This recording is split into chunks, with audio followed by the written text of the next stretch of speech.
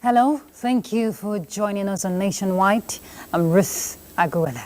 The electricity distribution companies have announced a downward review of tariff for Band A feeders to 206 Naira 80 kobo kilowatt per hour as against 225 Naira. The new tariff takes effect from May 6, 2024.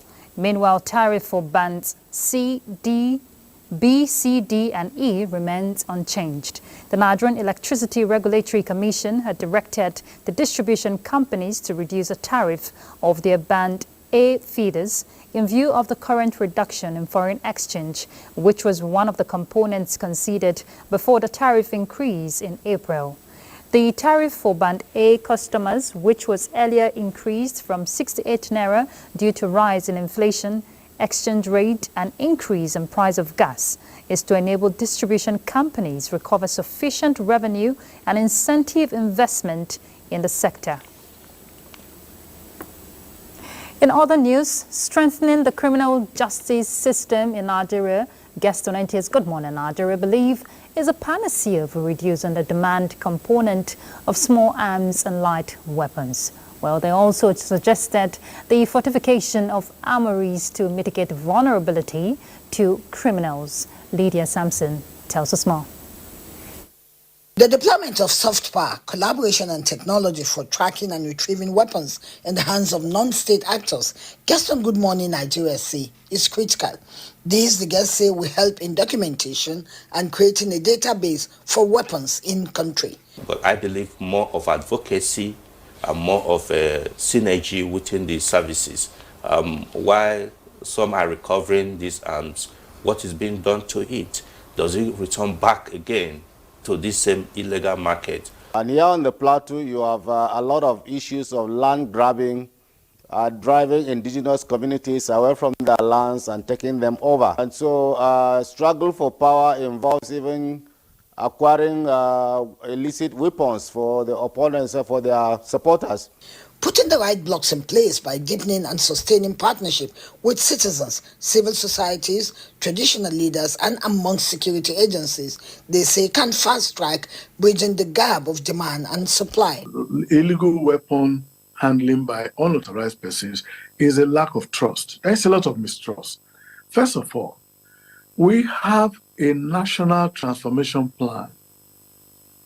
What is the position of that national transformation plan? Just to emphasize that there are demand and there are supply elements in the proliferation of small arms and light weapons. And I know that the center is doing a lot.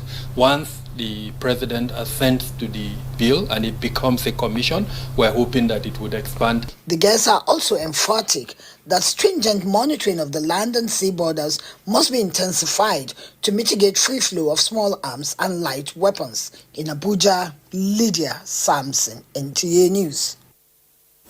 When young Nigerian females tell compelling stories of resilience and determination through their personal achievements in a male-dominated spaces, they are considered inspiring and worthy of celebration, don't you think so? And that is exactly what Nigeria's First Lady Oluremi Tinubu did when she received and celebrated the country's first female cadet to attend the Royal Military Academy in Sandhurst, England, Second Lieutenant Princess Owawa in her office. State House correspondent Adeni Taiwo reports.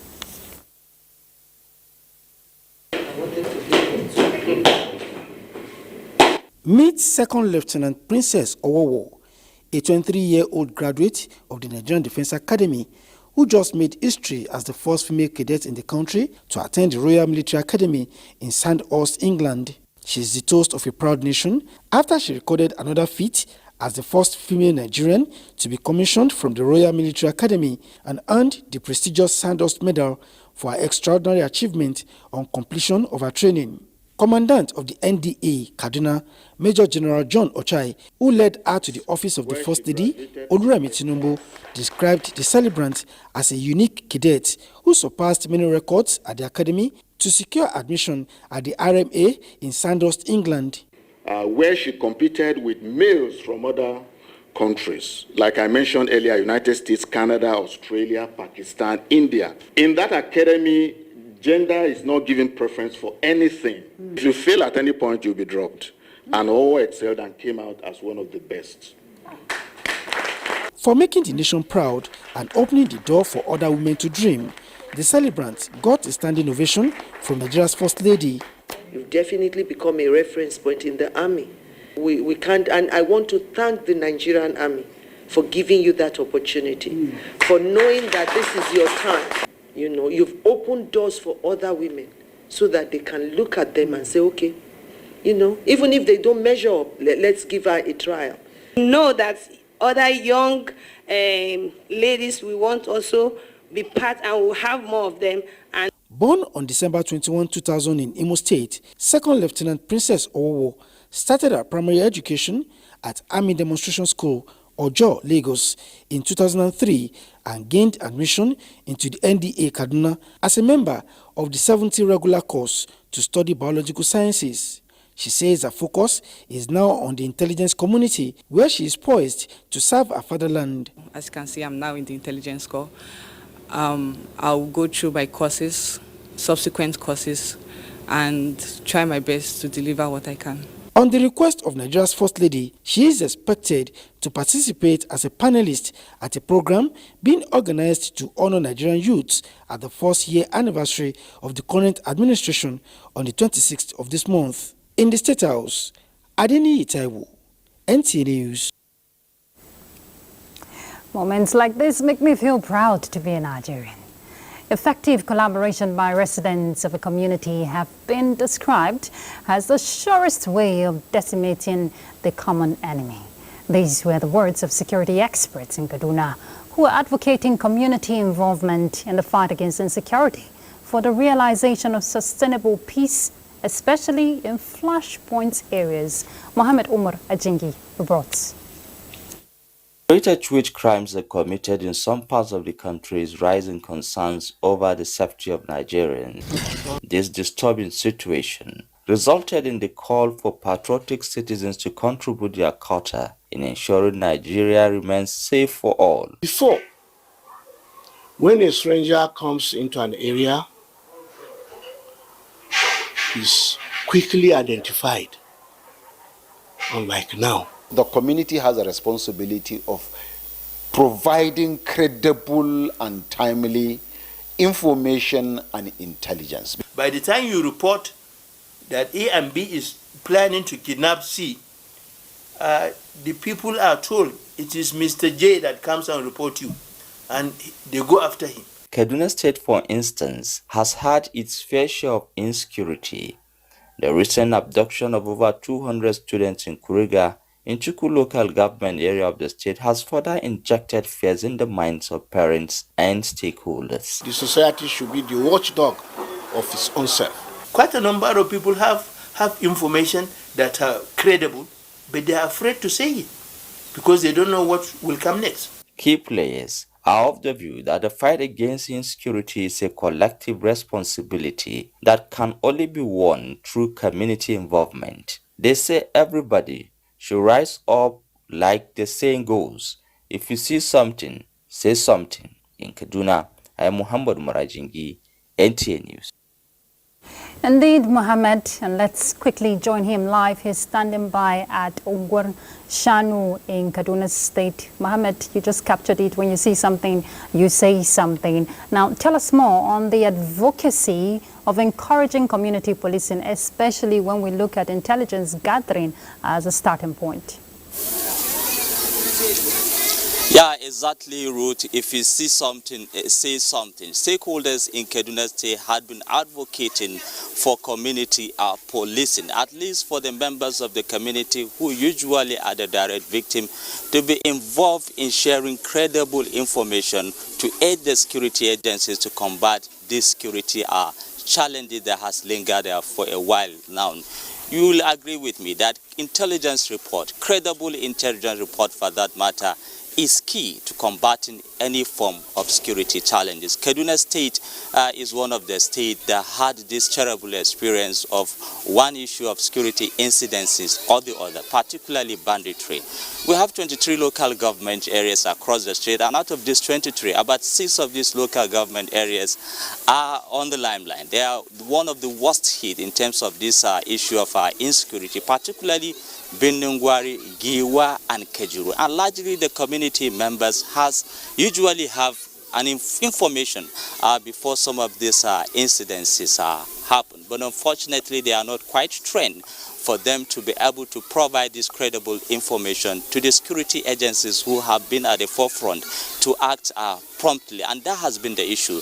And that is why the stakeholders are advocating for the implementation of at least community policing for the people themselves, to even if they are not even going to hold arms, but at least to serve as community police intelligence personnel, for them to at least be able to train to provide this credible information to the security agencies to combat this issue of banditry, particularly kidnapping of people and demanding huge amount for ransom. Where I am now, Ruth, exactly, you can see the background. This is Angwenshanu. It is one of the oldest community here in Kaduna State, where most of these are retired army personnel, and even the police after their retirement come to settle, probably because of their proximity with the Nigerian Defense Academy.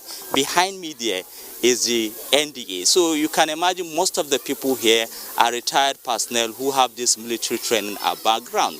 If most of them are involved in this kind of credible information sharing intelligence report, it will go a long way in assisting the personnel who are now currently on ground trying to combat this issue of security challenges. They are full of hope anyway, the stakeholders in Kaduna, that the Constitution Amendment Committee will not throw the issue of community policing to the trash. You know, it has been a very long-standing issue in this country with so many debates. Some are for, some are against. But at this moment, they said it is very important for Nigeria to have a community policing system, at least to be able to share this intelligence report, even if they are not going to take arms to defend their communities.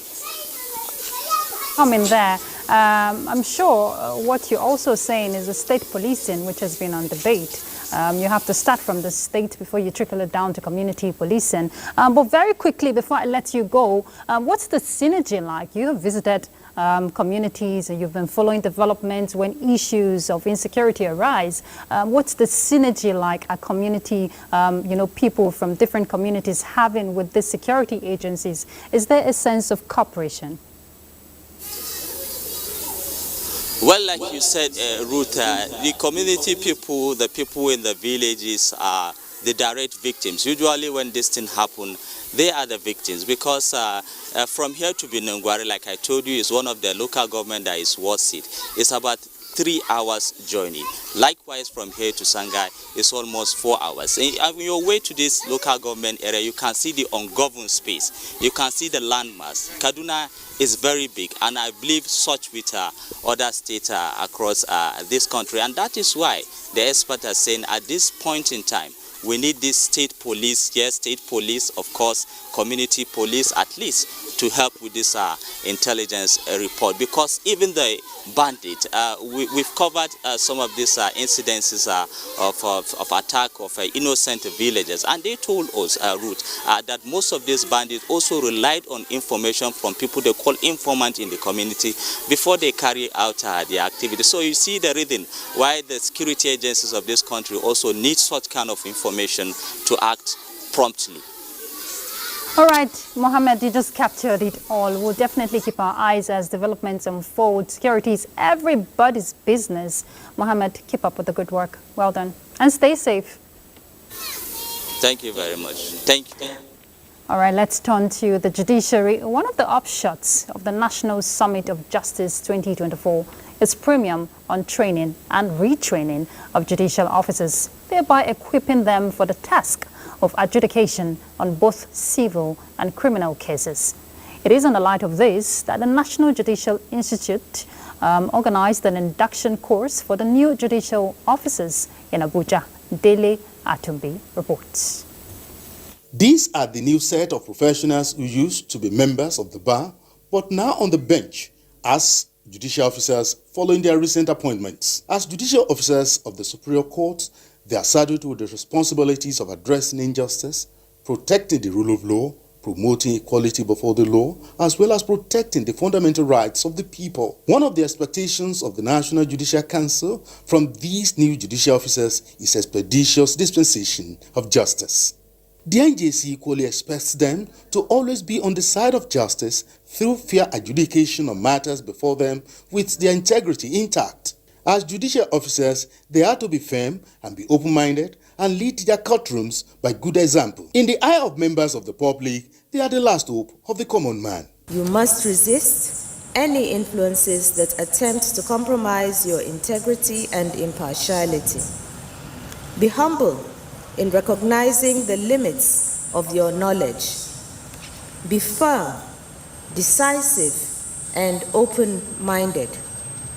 Develop attentive listening capabilities, yet be masters and leaders of your courtrooms. This induction course is designed for you to begin to understand the intricacies and techniques involved in the adjudication and judicial proceedings and the expectation placed on you by the litigants, court users, and general public who are interested in justice, human rights, and maintenance of rule of law. With the team repositioning the courts for better justice delivery, the judicial officers as priests in the Temple of Justice have the onerous task of being upright in all their judicial duties. In Abuja, Dele Atumbi, NTA News. All right, let's head to Lagos and join Michael for our next set of reports. Michael. Thank you, Ruth. Women possess unique attributes to contribute their quota to the development of any industry, maritime domain inclusive, and the need to be given equal opportunity in all areas is paramount. This was re-echoed by speakers at the official unveiling of Maritime Code of Practice for Women in Maritime Security in Lagos. Dana Jale reports. Women seafarers and maritime security personnel are calling for more inclusivity, gender equality, and protection of females in the maritime industry. The unveiling of the Code of Conduct, which contains principles that should guide decision makers in the maritime space, preserve, promote the welfare and advancement of women, mark a new era for women in the industry. The Maritime Code of Practice we unveil is more than a document. It is a commitment to change, a beacon guiding us towards a future. Maritime transport threats, armed robbery, marine pollution, port security, illegal maritime trade, and illegal interstate trade is going to be stopped. Acting Director, Faculty of Academic Affairs and Research, Kofi Annan International Peacekeeping Training Center, Accra, Ghana, commended the federal government of Nigeria for the execution of the Deep Blue project, while noting that the Code of Conduct is in line with the United Nations Security Council Resolution 1325, which urges all actors to increase the participation of women and incorporates gender perspectives in all peace and security efforts. In seeking to correct such imbalance in policy implementation, the KAIPTC, through a consultative process, has drawn on the principles of 1325 to distill a set of guiding principles for promoting women in the maritime domain. The formal launch of Maritime Code of Practice for Women is expected to be performed in 7 different African countries. In Lagos, Diana Ajale, NTA News. The federal government's continued support in widening the scope of environmentally friendly innovations among small and medium-scale enterprises in Nigeria is gaining momentum as young Nigerians have started putting forward inventions that solve challenges not only within their immediate environment, but with a green energy template. Larry Bilei has more. Small and medium-scale enterprises is the lifeline of any nation's economy. This is why nations across the globe pays maximum attention to this sector, and Nigeria is no exception. Reasons for the attention is that this sector has the largest capacity for employment and creating new pathways to economic development. The federal government, in hindsight, has now based its support for small and medium-scale enterprises innovations on renewable energy as demand for power generation and resources kept increasing in the country. This support is not only based on United Nations template on environmental friendly innovations, it is also in line with the Paris Accord. Clean tech is about technologies that are environmental friendly. We are all aware of issues in climate change and how it impacts on economies of the world. The federal government support is multifaceted, cutting across transport, agriculture, water, waste and energy generation. And some Nigerians are already on board this platform. We capture energy from the grid or the panels from the sun or generator or any other means and it stores it for later use. But we are focused more on renewable energy, which is obviously the sun. There are businesses that you can do that can also help in solving our issue of climate change and also reducing our carbon footprint. The vision of the federal government is basically not only to build a solid foundation for small and medium-scale enterprises in the country, but for these entrepreneurs to create an economic ecosystem based on renewable energy while doing so. In Lagos, Larry Bilei, NTA News. Those are the reports from Lagos. Nationwide, we continue in MAKUD. Hello and welcome. Governor Advocacy has flagged off Edo State Food Support Program to benefit the poor in the state.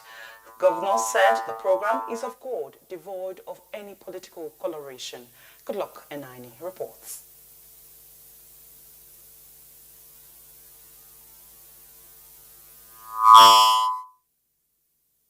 To apologize for poor signal, distorted sound there. We'll pick up from here.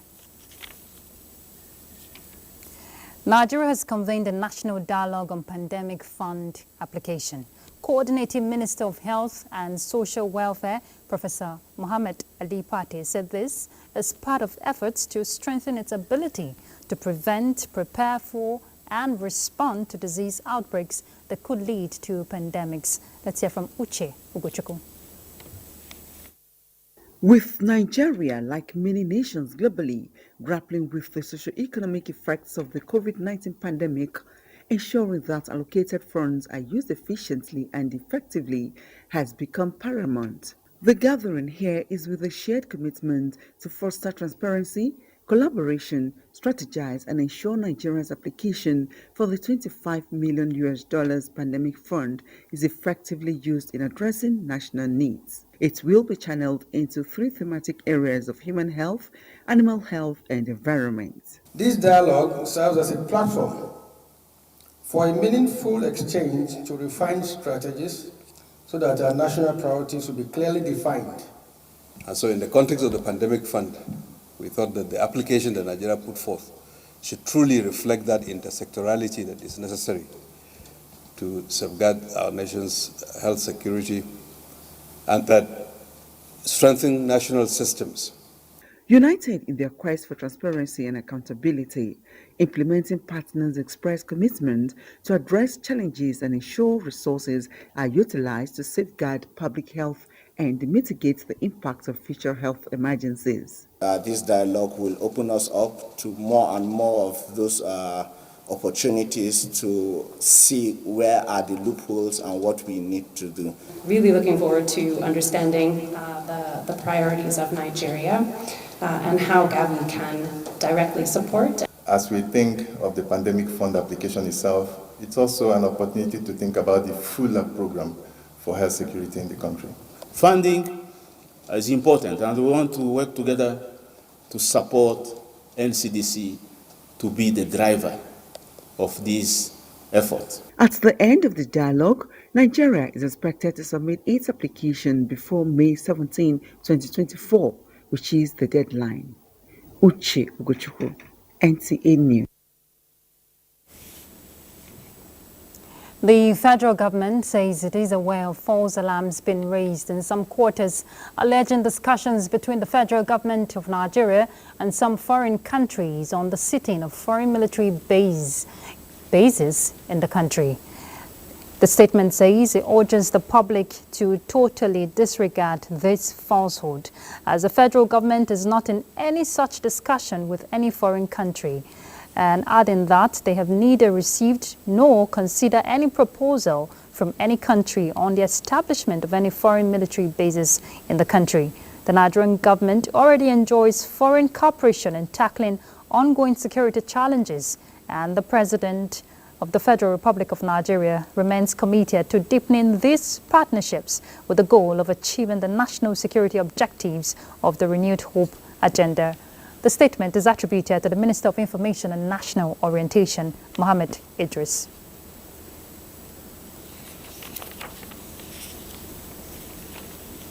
Three lawmakers of Edo State Assembly have suspended indefinitely by the Speaker, Blessing Agbegbako, over alleged plot to impeach him and other principal officers of Council of the House.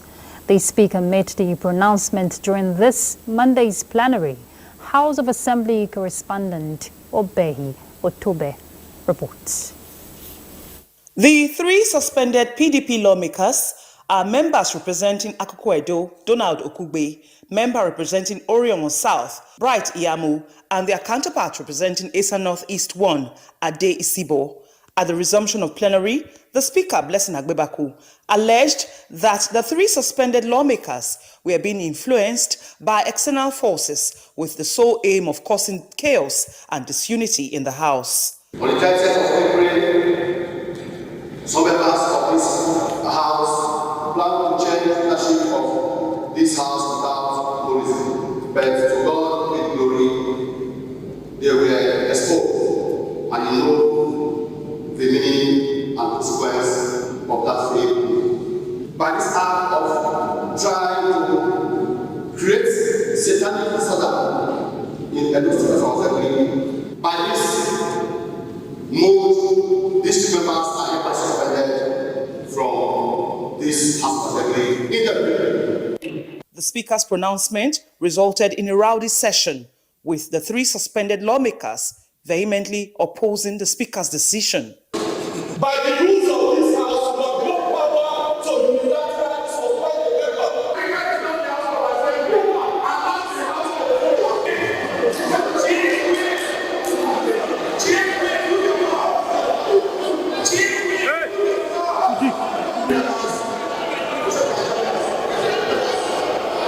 This is the second suspension pronouncement made by the Speaker since his election as the leader of the 8th Assembly. He had earlier suspended the member representing Eastern Southeast for allegedly inciting members against his leadership. In Benin, Obehi Otobe Presai, NTA News. The Universal Basic Education Commission, UBEC, has commenced the training of designated teachers from rural and hard-to-reach schools across the country on multi-grade and mixed ability pedagogical approaches to education. This multi-grade and mixed ability teaching approach allows teachers to create inclusive and dynamic learning environment where every learner has the opportunity to thrive and succeed. The initiative is also geared towards complementing efforts of the federal government in acquiring skills and knowledge and imbibing teachers a mindset for embracing diversity, innovation, collaboration, and motivation for improved learning outcomes so as to tackle the challenges of implementing UBE programs. With strategies that will enable them effectively engage and support learners, irrespective of their age, ability, interest, and socio-economic background. The multi-grade pedagogy is therefore available as a panacea to address this challenge of out-of-school children. It will also ensure that every learner in the rural and hard-to-reach schools has the attention of the teacher and his or her learning needs are met in the classroom. It is a good thing that we are getting high demand for education. What we now need to do is to ensure that the demand, right, is met with sufficient supply, and not just anyhow supply. We need to make sure that it is quality. Manuals were also presented to participants as guideline for positive delivery.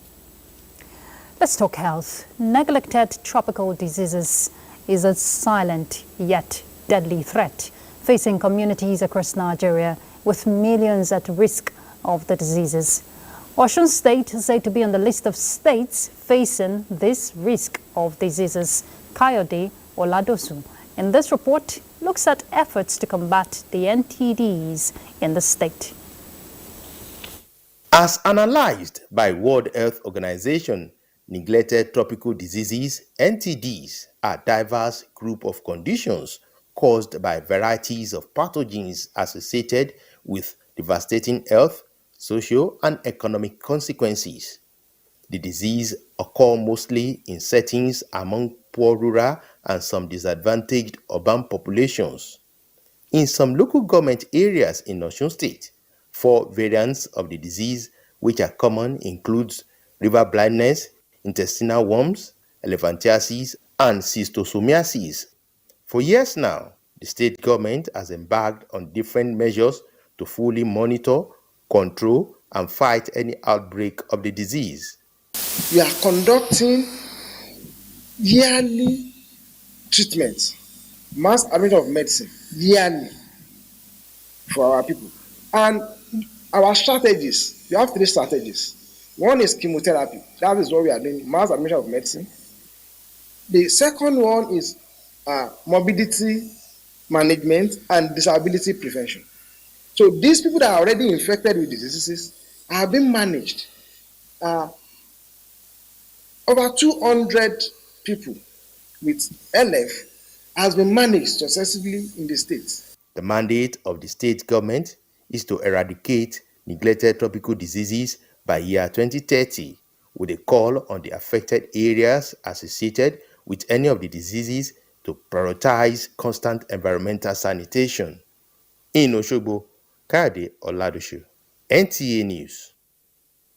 And let's get more insight as we join Kayode live from Osogbo. Kayode, please go ahead and tell us how much efforts from your report we've seen following that development. What more can you tell us?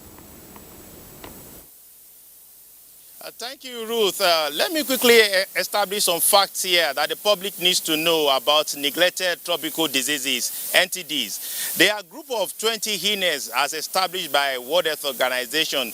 These diseases exist mainly in global tropics. They are considered neglected because the medications, treatments, and means of preventing them are readily available, but not at reach at any poor rural communities and low-income populations. Now, in the case of Osun State, 4 variants of the disease are common in some parts of local governments that share borders with neighboring states due to non-availability of potable water and poor hygiene.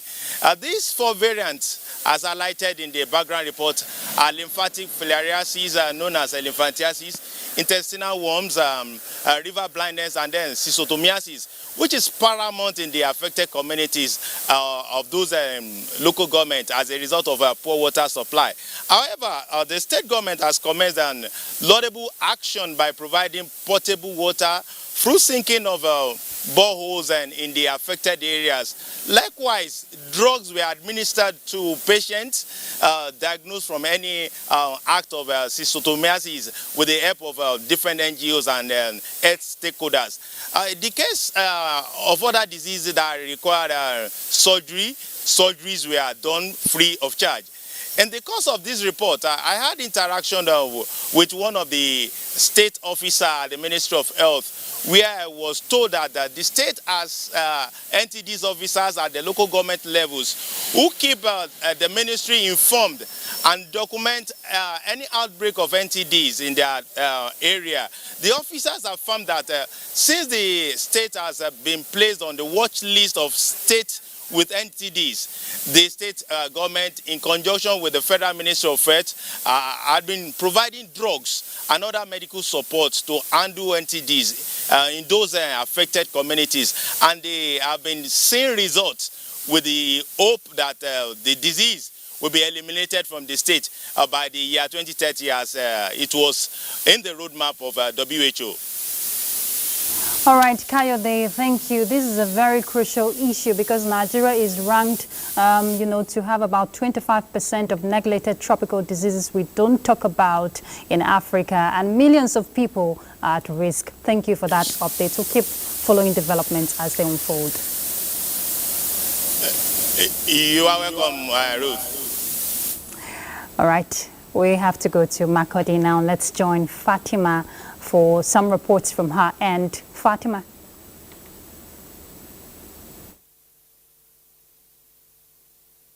Nigerian Air Force says it will continue to promote civil-military relationship aimed at fostering peaceful coexistence as well as enhancing the protection of lives and property.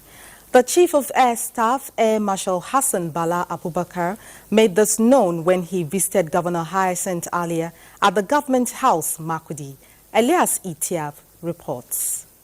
The visit of the Chief of Air Staff, Air Marshal Hassan Bala Abubakar, in company of the Air Officer Commanding Tactical Air Command, MAKUD, Air Vice Marshal Francis Edosa, is to seek permanent solution to the prolonged border disputes between the Nigerian Air Force Base, MAKUD, and the host communities of Ogondo in MAKUD local government and Bayou in Gwe East local government areas.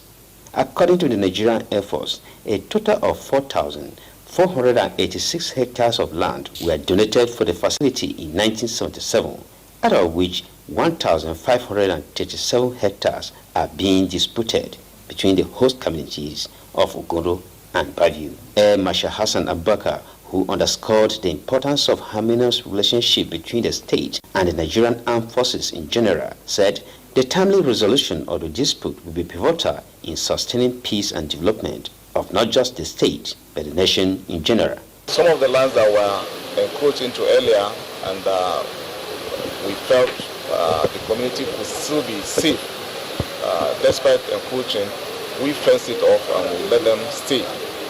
But the remaining part of the land, in the interest of their safety and security, is not proper for them to stay.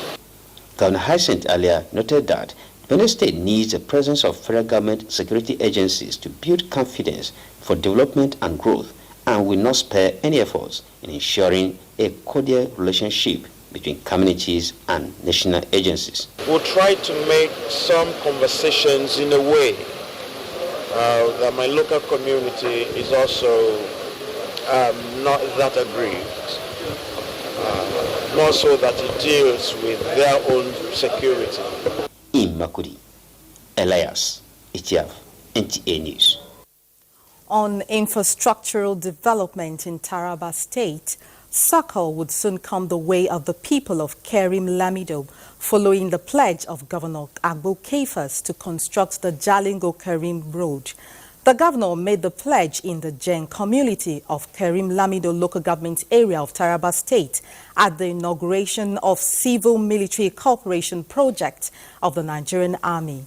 Bem Hanya reports. The projects constructed by the Nigerian Army under its Civil-Military Cooperation (CIMIC) initiative include Major General Henry Tafida Wesley Multipurpose Center and Major General Boniface Robert Sinjan Sports and Cultural Center. Governor Bukefers, who was the chief host at the occasion, commended the Chief of Army Staff for the choice of Jen community for the projects, adding that it would boost civil-military relations in the state and socio-economic development of the people. The governor assured the people that his administration will soon embark on the construction of the Jalingo-Karim Road to ease transportation and increase economic activities in the area. The journey to Jen has not been a big journey because of the difficulties in accessing this place. I want to assure the people of Lamido that my administration will give special attention to Lamido local government. The Chief of Army Staff, Lieutenant General Taurid Lagbaja, who said the projects would contribute to uplift the lives of the people, called on the people of the state to always give timely and useful information to security operatives in the interest of all.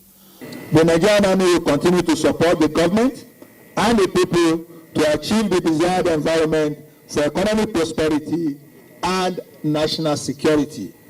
The host community presented souvenirs to the governor and the Chief of Army Staff. From Jen in Karin Lamido local government area of Taraba State, Bem Hanya, NTA News. And that's it from MAKUD. Nationwide continues in Benin. After this timeout, stay tuned. Thanks, Ruth, for rejoining us in Benin. Governor Godwin Obaseki has flagged off Edo State Food Support Program that will benefit the poor in the state. Governor Obaseki said the program is of God, devoid of political coloration. Good luck, NINE reports. Flag off this Christian feeding program. The governor noted that the number of hungry persons is on the increase and is a worrisome situation to the state government. The governor said he approached the leadership of Khan and the Muslim community on how to feed the poorest of the poor, which gave birth to the initiative that will be operational under a committee not involving anyone from the government. The governor added that he has released a sum of 1 billion naira monthly for the next 3 months for the initiative. The governor is launching the first phase of the palliative to the needy in the state, beginning with 27,000 10 kg bags of rice in Edo South Senatorial District. Let us get more information about them, where they live, what they do. If they have identity, let us take it. If not, we give them. If they have phone numbers, if they have SIM card, let us have this information.